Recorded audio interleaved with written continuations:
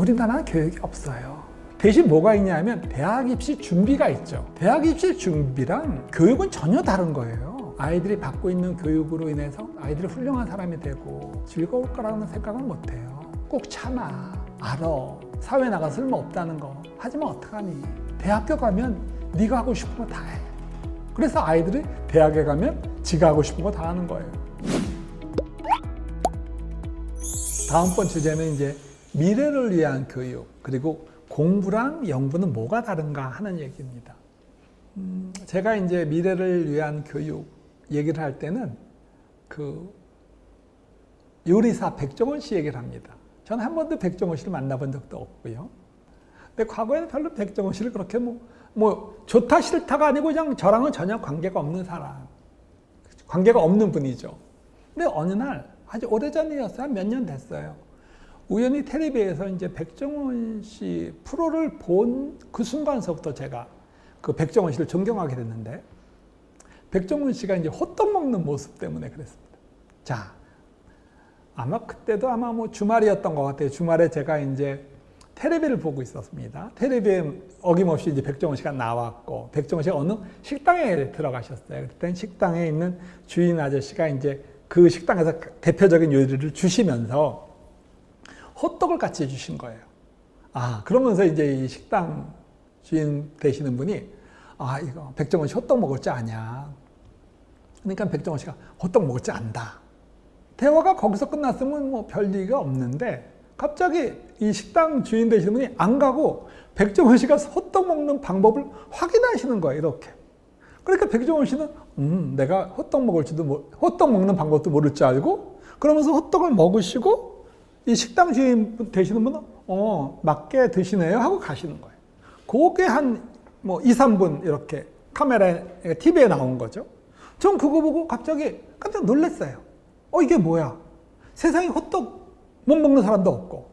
제가 어디 가서 항상 강연할 때 꼭 이 얘기를 하거든요. 그러면서 물어보는 게, 그 청중들한테 호떡 어떻게 드시냐? 그러면 뭐 대부분 다 접어서 먹고, 요즘은 뜨거우니까 컵에다가 담아서 먹고 이런 식으로 얘기하는데, 그날 백종원 씨는 호떡을 어떻게 먹었냐면 이렇게 호떡을 옆을 찢어서 먹더라. 여러분들이 혹시 지금 네이버에 백종원 호떡 하면 이 장면이 나옵니다. 제가 왜 그 장면을 보고 깜짝 놀랐냐 하면, 저는 그때 그 순간이 지금도 잊혀지지 않는데 약간 소름이 끼쳤어요. 어떤 느낌이었냐면, 야, 저 사람들은 호떡을 먹을 때도 머리를 쓰면서 먹는구나 하는 생각이었어요. 그리고 제가 그때 다짐을 했어요. 아, 나도 다음에 호떡 먹을 때 꼭 저렇게 먹어봐야 되겠다. 얼마나 맛있길래. 근데 수년이 지났는데 저는 아직까지 그렇게 호떡을 먹지는 않아요. 간혹가다 호떡 먹을 때마다 그러고 싶은 생각이 조금 들어요. 근데 귀찮아요. 그리고 지금 이 나이에 좀 남사스러워요. 그래서 그렇게 먹는 방법도 있는데 난 이렇게 먹어. 왜 제가 그렇게 안 먹냐면, 저는 호떡 맛에 그렇게 연연하는 사람이 아니에요. 그거 조금 더 맛있게 먹겠다고 그런 일은 안 벌여요. 그런데 백종원 씨랑 그 식당 주인 그분은 그 조그만 차이의 맛에도 그렇게 예민하게 반응하시는, 그러니까 맛을 위해서 최선을 다하시는 분이었어요. 그게 저를 감동시킨 거예요. 야, 저 사람들은 저거 호떡 먹을 때도 머리 쓰고 조금 더 맛있게 먹겠다고 저렇게 노력을 하는구나. 그러면서 제가 그때 이제 그 두 분을 보면서 느낀 게, 제가 뭐 해외 학회 갔을 때 보면 세계적인 이제 석학을 만날 때가 있습니다. 약간 와, 대가죠. 대가를 만나서 악수할 때 느끼는 약간 존경심이 그때 일었어요. 제가 이 얘기를 왜 하냐면, 백종원 씨는 본인이 뭐 타고나거나 혹은 노력으로 됐거나 어쨌든 맛에 대해서 자기의 인생을 거신 분이고, 그걸로 이제 자신이 지금 사회적으로 성공을 한 거예요. 그러니까 그게 너무 보기 좋은 거예요. 또 다른 예로 이제 제가 그 소위 개통령이라는 강용욱 씨를 얘기를 많이 하는데, 저는 한 번도 강아지를 길러본 적은 없습니다. 하지만 과거에 이제 강용욱 씨가 텔레비에 많이 나왔을 때 보면, 야, 저 사람은 정말 강아지를 정말 좋아하는구나. 그리고 강아지를 조련하고 강아지를 이렇게 돌보는 거, 뭐 사고무시 강아지를 봐도 꼭 강영욱 씨가 이렇게 하면 그 강아지가 정말 올바른 강아지로 자라는 모습. 그러면서 야, 저 사람은 정말 그 강아지에 대해서 정말 많은 애정이 있고 거기에 대해서 자기의 최선의 노력을 하고 그래서 지금 저렇게 대가가 됐구나. 이런 얘기를 제가 학생들한테 많이 하는 이유는 많은 학생들이 요즘 저한테 특히 제가 입학처장일 때 그런 질문을 많이 했어요. 뭐가 첨단입니까? 저는 첨단을 하고 싶고 그리고 어느 학과를 가야지 나중에 잘 되나요? 이런 얘기를 많이 저한테 질문을 해요. 근데 저는 그런 건 없다. 그러면서 이제 첨단보다는 자신이 좋아하는 걸 첨단으로 만들어라. 라는 말을 하거든요. 예를 들어서 이제 백종원 씨한테는 맛이 첨단이에요. 지금 과거에는 우리가 요리사? 과거에 요리사가 막 존경받거나 학생들이 막 되고 싶어하는 직업은 아니었을지도 몰라요. 근데 요즘은 K 먹방이라든가 TV에서도 많이 프로그램도 하고 요리사가 굉장히 존경받는 직업 중에 하나거든요. 학생들도 많이 되고 싶어 한다 그러더라고요. 그러면 지금 맛이 첨단이죠. 마찬가지로 요즘은 반려견을 많이 키우잖아요. 강아지에 대한 산업도 엄청나게 크다 그러더라고요. 그걸로 굉장히 많은 분들이 비즈니스에 참여하고 그러는데. 그러면 강아지가 지금은 첨단이죠. 그러니까 저는 우리 학생들이 반도체가 첨단이에요. AI가 첨단이에요. 그래서 저는 꼭 AI를 해야 돼요. 그거는 좀 아닌 것 같아요. 왜냐하면 학생들이 이제 대충 대학에 들어와서 자기가 이제 어떤 전공을 정하고 나면 그걸로 사회에 나가서 잘 먹고 잘 살려면 한 10년, 최소한 20년 있은 다음에 그쪽 분야에서 꽃을 피울 텐데 그때쯤은 세상이 어떻게 변할지 아무도 몰라요. 그 한 예로 제가 그런 예를 드리는 게 스마트폰이에요. 제가 이제 강연에 나가면 이런 얘기를 해요. 자, 지금 주머니에 스마트폰 없는 분 손 들어보세요. 그러면 아무도 없어요. 오늘 우리 사회에서 스마트폰 없이는 하루도 살 수가 없어요. 저부터라도 아침에 출근할 때 그 스마트폰을 놓고 출근하면 다시 집으로 가요. 그래서 갖고 나오죠. 왜냐하면 전화도 와야 되고 오늘 스케줄 거기 다 있는데 어떻게 하겠습니까? 그런데 제가 또 다른 질문을 해요. 15년 전에 스마트폰 있으셨던 분 손 들어보세요. 그럼 또 아무도 없어요. 왜? 스마트폰이 15년 전에 우리나라에 없었습니다. 미국에 2007년에 애플이 이제 아이폰 나왔고요. 우리나라는 2009년에 나왔습니다. 그러니까 참 이런 거 보면 놀랍지 않으세요? 오늘은 없으면 안 되는 이 절대적인 스마트폰이 15년 전에는 없었다는 거예요. 아무도 그때는 스마트폰 없어도 불편한 걸 몰랐어요. 그러니까 15년 사이에 이 전 인류가 이렇게 바뀐 거예요. 세 번째 질문할 때 이렇게 얘기합니다. 자, 15년 후에도 스마트폰이 있을 거라고 생각하시는 분 손 들어보세요. 그러면 약간 의견이 달라요. 어느 분은 그래 15년 후에도 스마트폰이 있을 것 같아 하는 분도 계시지만 또 많은 분들은 아니야 스마트폰이 15년에 없을 것 같아. 그때는 뭔가 딴 게 있을 것 같아. 이런 얘기를 하죠. 그러면 오늘날 이렇게 절대적인 스마트폰이 첨단이냐. 그래서 스마트폰과 관련된 대학에 들어가는 게 과연 자기의 흥미랑 관계없이 그런 대학에 들어가는 게 과연 올바른 결정이냐 할 때는 우리가 약간 조심스러워져요. 더 조심스러운 거는 제가 이제 공대 교수로서 15년 후에 만약에 스마트폰이 없다 그러면 무언가가 나올 텐데 나오는 그 무엇이 오늘은 이제 우리나라의 삼성전자가 제일 잘하고 우리나라가 스마트폰 강국이라고 얘기하는데 그게 만약에 우리나라 회사가 아니고 예를 들어서 중국 회사에서 먼저 그걸 만들어서 그거를 중국이 다 세계 시장을 잡게 된다 그러면 어쩌면 오늘날 우리나라는 5,000년 역사 중에서 오늘이 가장 잘 사는 날이 아닐까 하는 그런 약간 걱정도 있습니다. 그 다음은 이제 4차 산업혁명과 우리 교육이죠. 아마 요거는 앞에서 얘기한 거, 첨단을 하지 마세요랑 좀 비슷할 것 같아요. 많은 분들이 이제 요즘 이 4차 산업 시대에 우리 교육은 어떻게 변해야 됩니까? 하는 얘기를 저한테 많이 해요. 근데 저는 4차 산업혁명에 대해서는 별로 그게 굉장히 중요하죠, 산업적으로는. 그런데 그게 우리 아이들 교육과는 과연 그렇게 중요할까 하는 약간 의구심이 있어요. 무슨 말이냐면 제가 왜 그런 얘기를 하냐면 이제 1차 산업혁명이 증기기관 그래서 1700몇십 년에 나왔고요. 2차 산업혁명이 아마 전기의 발명 그래서 1800 몇십 년에 나왔고요. 3차 산업혁명이 아마 컴퓨터, 뭐 인터넷 정도가 되겠고요. 지금 4차 산업혁명은 AI 정도?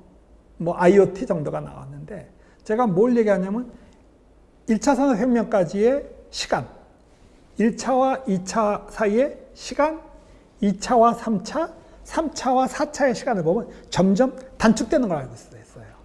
그러면 5차 산업혁명 언제가 생길까요? 앞으로 한 30년? 네.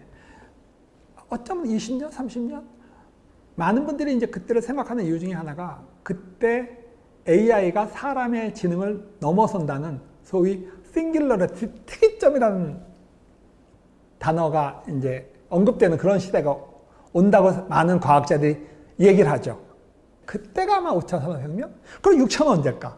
점점 가까워질 거예요. 그러면 우리 아이들한테 너희들 이제 지금이 4차 산업혁명이야. 그러니까 4차 산업혁명에 맞는 교육을 너희들이 받아야 돼. 그러면 얘네들이 한 20년 후에 클 때는 5차 산업혁명 시대예요.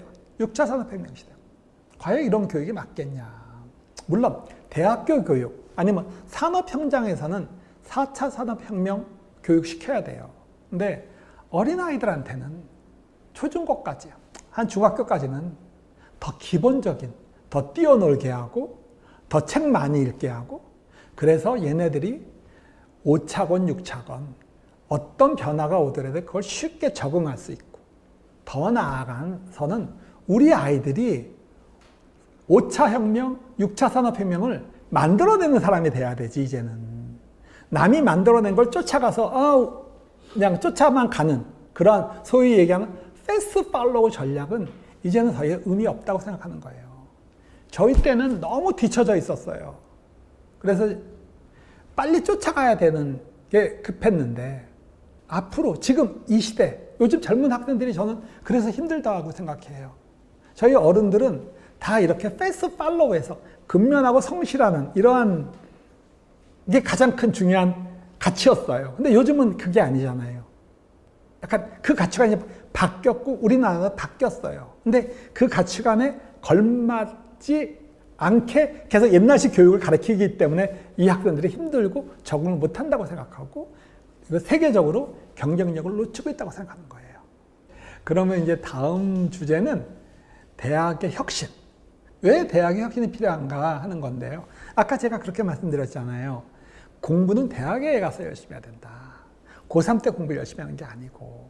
지금 우리 사회에서는 대학 입시가 너무 중요해요. 근데 이 대학 입시가 절대로 중요할 필요가 없는 거예요. 이 대학의 입시가 중요하지 않게 만들고 그리고 우리나라 학생들이 고3 때보다는 대학교에 들어가서 더 공부를 열심히 할 수 있게 하는 방법이 필요해요. 저부터라도요, 참고로. 이런 걸 다 알고 있으면서도요, 제가 우리 아이 키울 때는 제가 알고 있어도 그렇게 못했어요. 왜? 우리나라 제도는 이렇게 짜여 있기 때문에. 축구장에 가서요, 공을 손으로 만지면 반칙이에요. 근데 농구장에 가서는요, 공을 발로 차면 반칙이에요. 그러니까 우리는 이렇게 룰이 짜여 있어요. 그 룰에 맞출 수밖에 없어요. 근데 전 이 룰이 잘못됐다고 되는 거예요. 우리 사회는 엄청나게 빨리 변한 사회입니다. 이 빨리 변한 이 사회 변화에 교육이 못 쫓아왔다고 생각하는 거예요. 그래서 지금 이 사회에 과거 식민지 시대 교육, 50년 전, 60년 전 교육 제도를 가지고 지금 이격을 맞추려니까 안 되는 거죠. 당연히 교육제도는 바꿔야 됩니다. 바뀌어져야 됩니다. 근데 교육제도에 바뀌어져야 되는 게 가장 핵심이 대학 교육이라고 생각하는 거예요. 서열화해서 우리는 많은 중고등학생들이 외우죠. 뭐 서영고, 서성한, 중경외시 이런 단어들이 있습니다. 그게 이제 우리나라는 그 대학의 순서가 돼 있죠. 학생들이 대학을 정하고 전공을 정할 때 뭘 가지고 정하냐 하면요. 고3 말에 되면 이만한 학원에서 나오는 배치표가 있습니다. 배치표를 보고 자기 점수를 보고 이렇게 정하죠. 자기가 A 대학을 너무 좋아해요. 그리고 A 대학을 꼭 들어가고 싶은 꿈이 있었어요. 오래전서부터.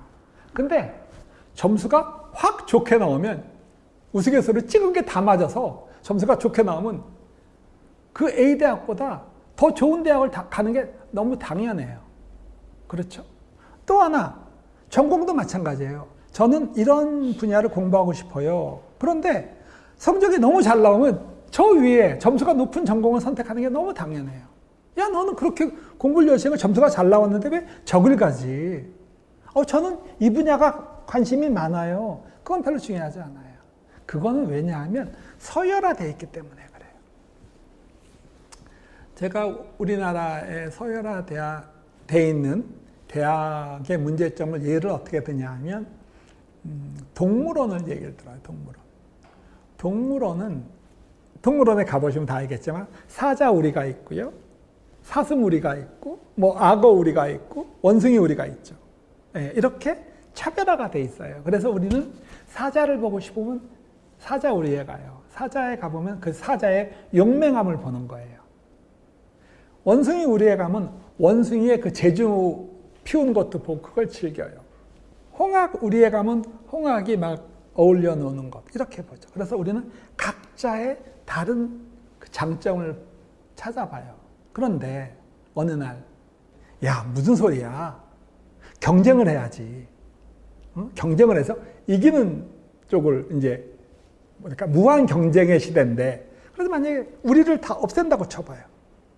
그러면 약육 강식의 시대에서 그냥 강한 놈이 약한 거 잡아먹는 시대가 되고요.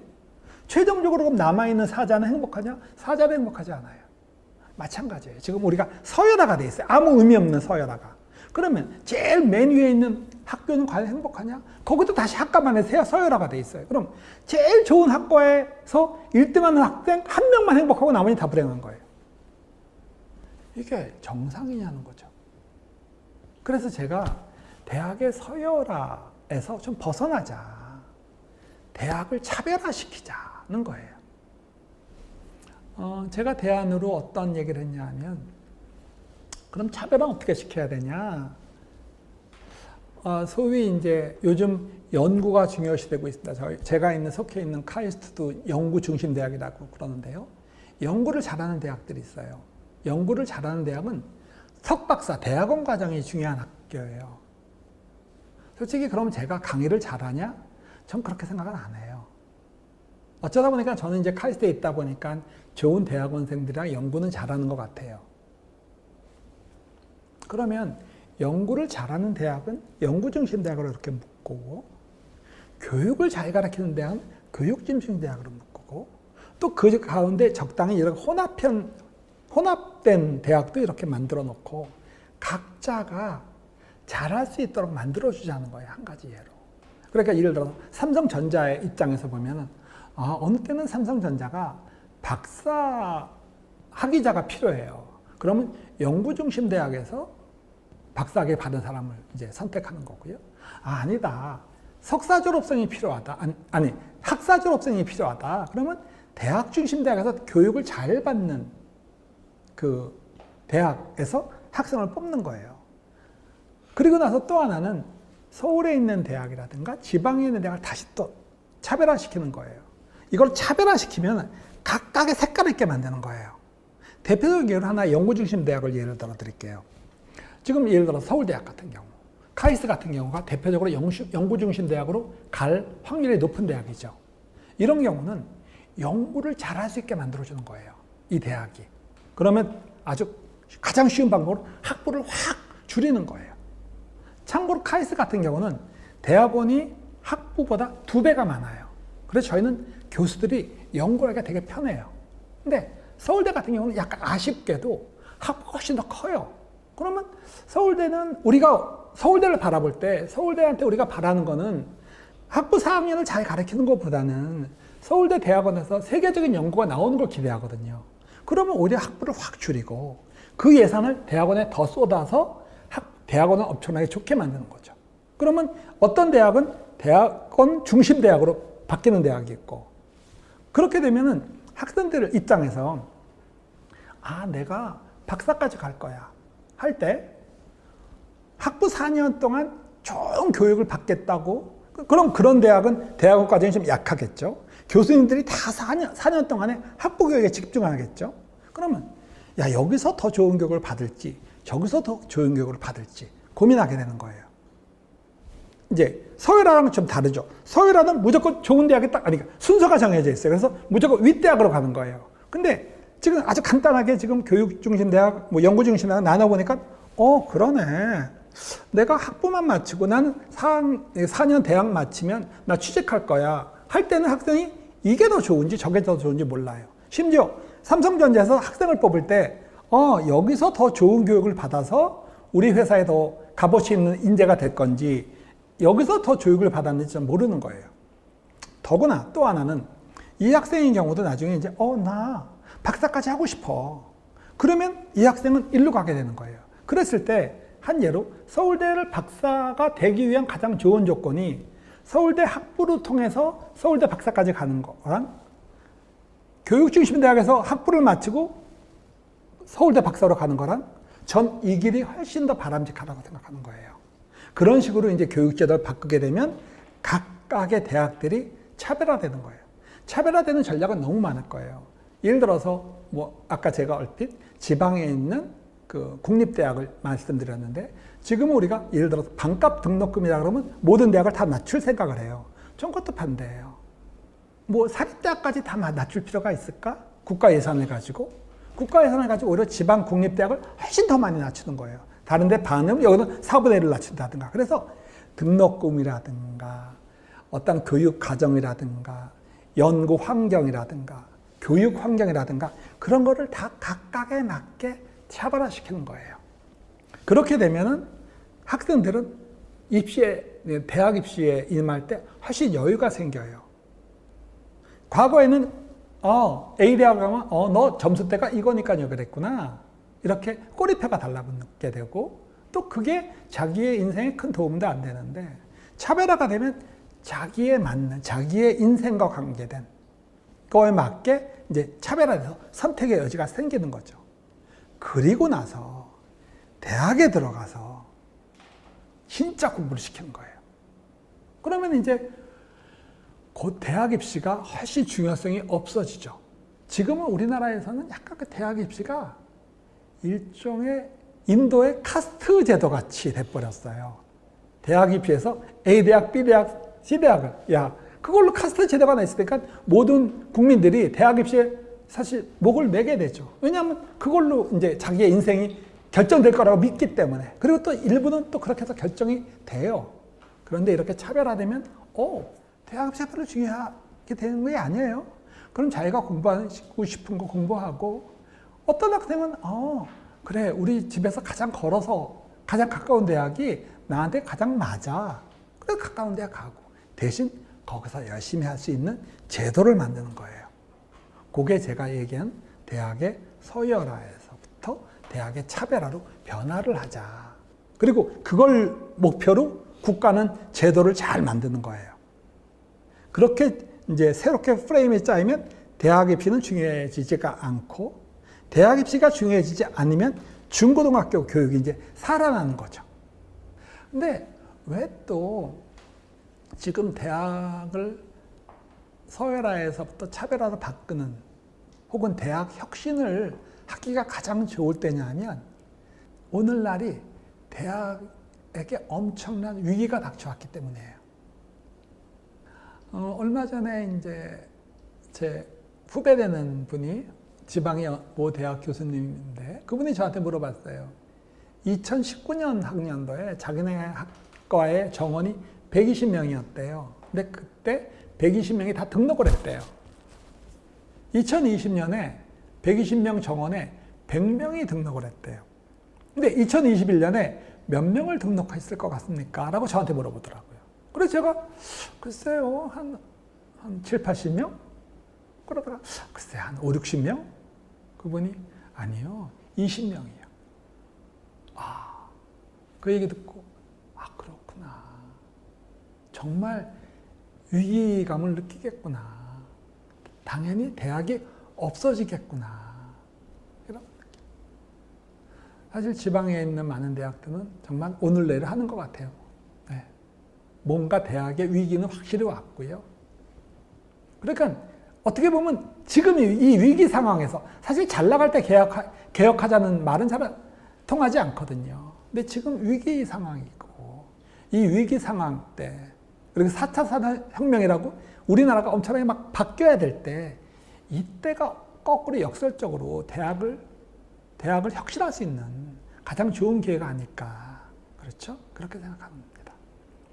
이제 대학이 차별화되고 대학 입시가 중요해지지 않고 그렇게 되면 학생들이 이제 고3 때 공부를 열심히 할 필요가 없는 거예요. 그럼 학생들이 노냐? 그렇지는 않다고 생각해요. 이제 그 다음에는 이제 우리 중고등학교 교육을 솔직히 손을 봐야죠. 지금은 모든 중고등학교 교육은요, 대학 입시에 준비로 돼 있어요. 그래서 제가 우스갯소리로 항상 얘기해요. 공교육은 무너질 수밖에 없다고. 왜냐하면 우리나라의 모든 교육은 제가 이제 교육이 없는 나라 그랬잖아요. 우리나라 교육이 없어요. 대신 뭐가 있냐면 대학 입시 준비가 있죠. 대학 입시 준비랑 교육은 전혀 다른 거예요. 근데 우리나라 사람들은 대학 입시 준비를 교육이라고 생각해요. 제가 왜 제 책의 제목을 교육이 없는 나라라고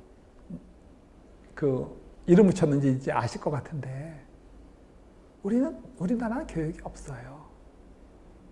학생이나 학부모나 모든 사회가 우리가 중고등학교 교육, 우리나라의 교육 제도 안에서 아이들이 받고 있는 교육으로 인해서 행복하거나 그런 교육을 받아서 아이들이 훌륭한 사람이 되고 즐거울 거라는 생각은 못 해요. 단지 우리는 어떤 얘기를 아이들한테 하냐면 꼭 참아. 이 고비만 넘겨. 알아. 나도 이거 별로 사회 나가 쓸모없다는 거. 하지만 어떡하니. 열심히 하자. 이 고비만 넘기고 대학교 가면 네가 하고 싶은 거 다 해. 이렇게 얘기하죠. 그래서 아이들이 대학에 가면 지가 하고 싶은 거 다 하는 거예요. 그러니까 공교육이 무너질 수밖에 없는, 벌써 무너졌죠, 사실. 왜냐하면 사교육이 특세하고 있기 때문에. 왜? 공교육은 원칙적으로 교육기관입니다. 사교육은 대학 입시 준비기관입니다. 그러니까 당연히, 근데 우리나라 국민들은 모든 거를 대학 입시 준비라고 생각하니까 교육을 사교육에 이길 수밖에 없죠. 이걸 이제 교육으로 다시 돌려놔야 돼요. 가장 아이들한테 교육에 있어서 중요하고, 그리고 이 아이들이 나중에 훌륭한 사람이 되게 만들 수 있는 거는 아이들이 자기가 배움의 즐거움을 배워야 돼요. 근데 우리는 배움의 즐거움을 못 배워요.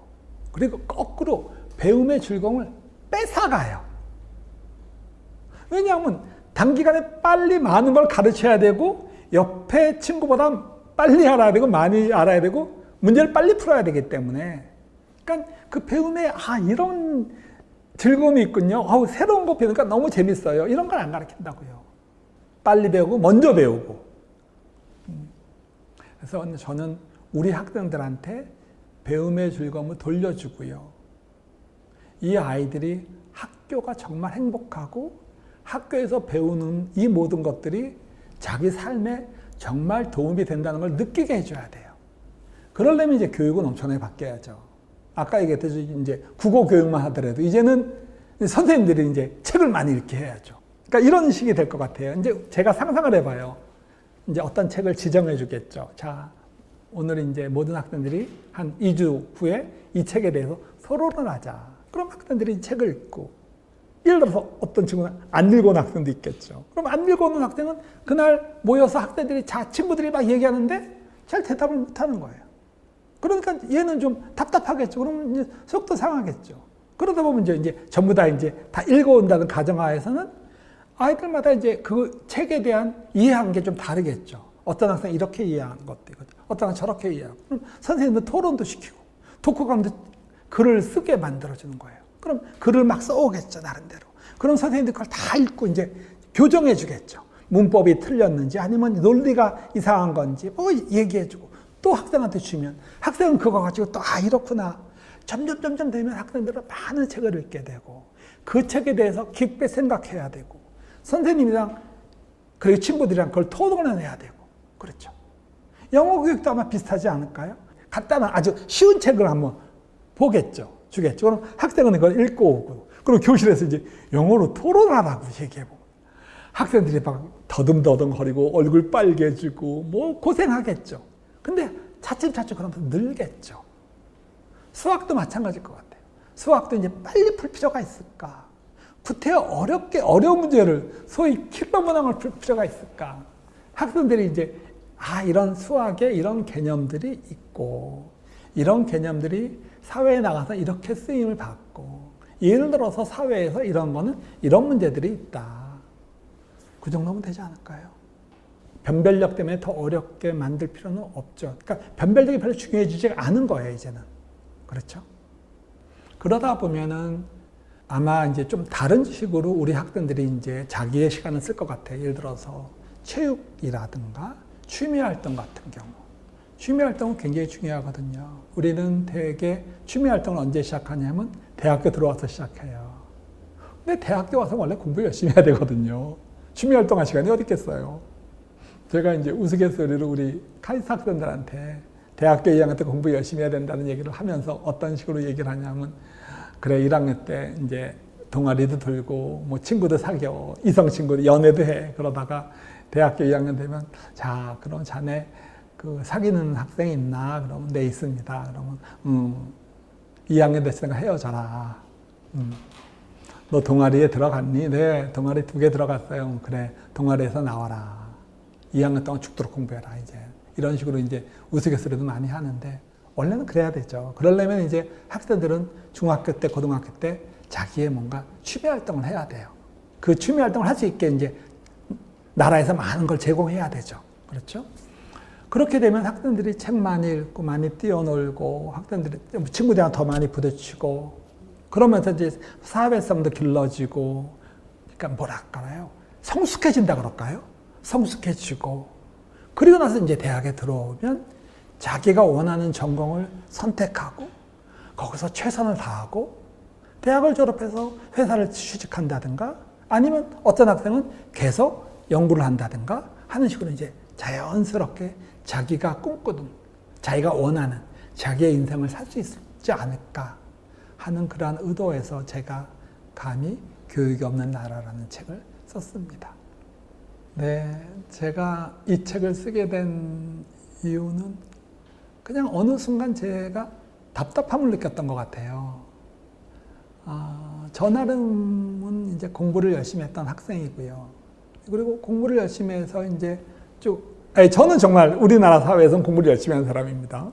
근데 그때 느꼈어요. 어느 순간, 아니다. 내가 중고등학교 때 했던 그 많은 노력들이 어쩌면 불필요했거나 혹은 잘못된 것이 없을지도 모르겠다 하는 거를 굉장히 강하게 느꼈어요. 그리고 우리 사회에서 저도 이제 학부모인데 제 아이들 키우면서 이건 아니다 하는 거는 뭐 너무 절실하게 느꼈고요.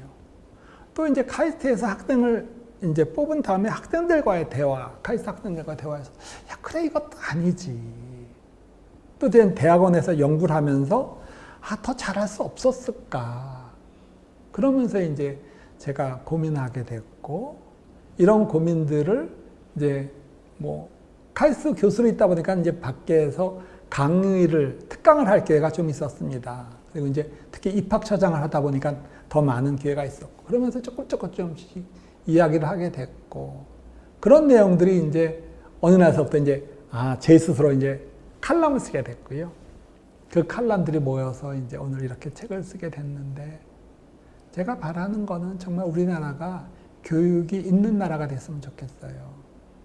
그리고 더 강조하고 싶은 건 지금은 교육이 있는 나라가 못 되면은 큰일 난다는 거죠.